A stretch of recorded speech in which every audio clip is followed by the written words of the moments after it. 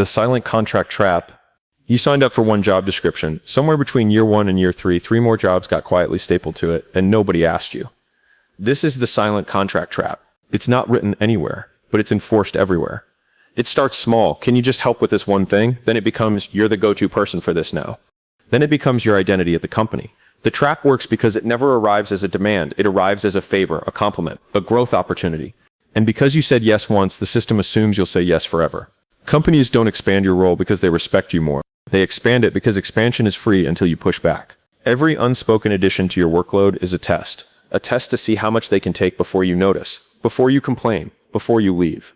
Most people never notice because it happens too slowly to register as theft, but it is theft. Time theft, skill theft, energy theft, dressed up as opportunity. The moment you stop calling it wearing many hats and start calling it doing 4 jobs I'm not paid for, everything changes.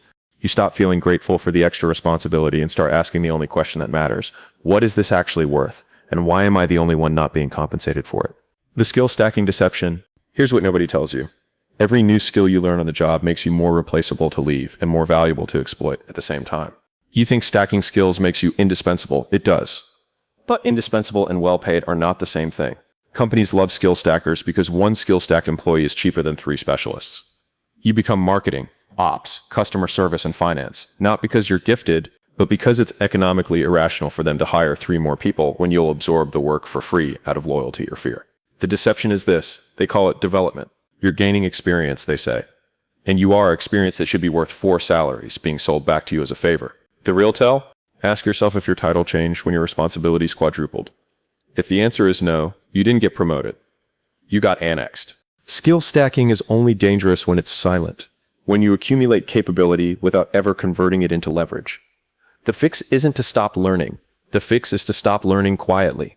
Every new skill should come with a receipt, a conversation, a number, a renegotiation. The employees who get paid what they're worth aren't the most skilled ones in the building. They're the ones who made their skill stacking visible, documented, and impossible to ignore at review time. The value extraction formula. Every business runs on one brutal formula: extract maximum output for minimum input. That's not evil, that's how profit works. The problem isn't that they're trying to extract value from you. The problem is you don't know your own number. Most employees have no idea what they actually produce in dollars. They only know what they're paid. That gap is where you get exploited. If you generate $400,000 of value and get paid $60,000, you're not underpaid by accident. You're underpaid because you never made the value visible. Companies aren't malicious calculators. They're indifferent ones. They will take exactly as much as you allow for exactly as long as you don't measure it. This is why 2 people doing the same job get paid completely differently. One tracks value, negotiates it, and defends it. The other just works hard and hopes someone notices. Hope is not a compensation strategy. The moment you start attaching numbers to your output, hours saved, revenue generated, problems prevented, you flip from being a cost center to being a line item they're afraid to lose. Being asked to do 4 jobs isn't the real problem.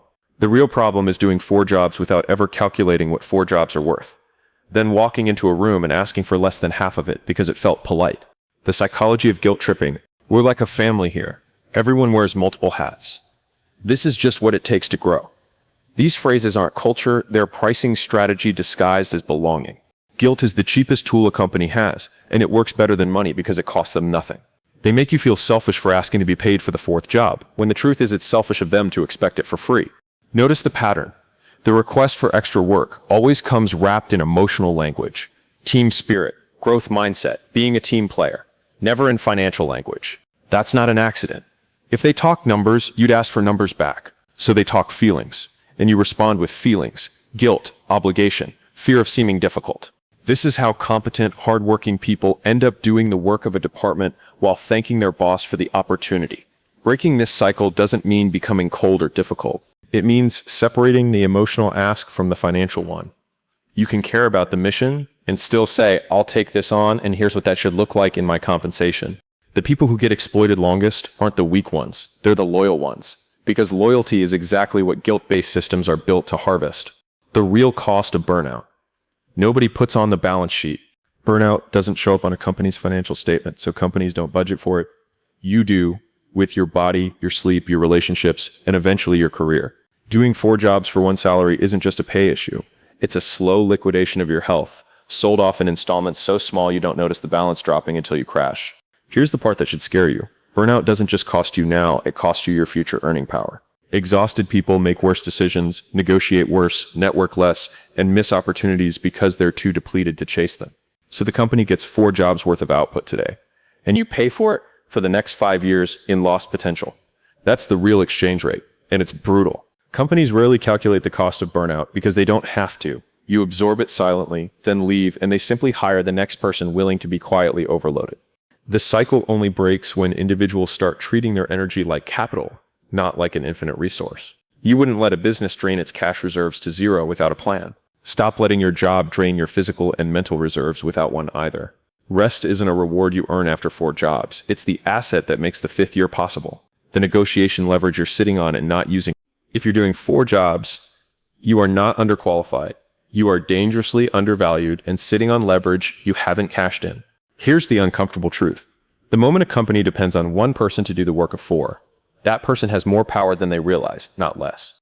But power unused is just resentment in disguise.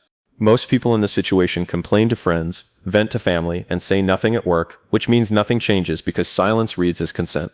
Leverage only works when it's spoken.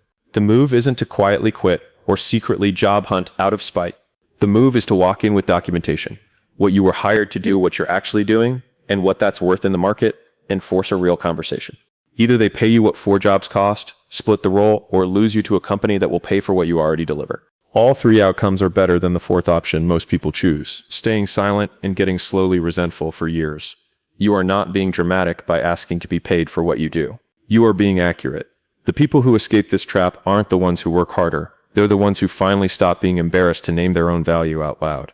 What if the reason you're exhausted every single night has nothing to do with how hard you work, and everything to do with how much they've gotten away with? Because let's be honest about what's actually happening. You were hired for 1 job. Somewhere along the way, without a new title, without a new contract, without a single conversation about money, you became 4 people.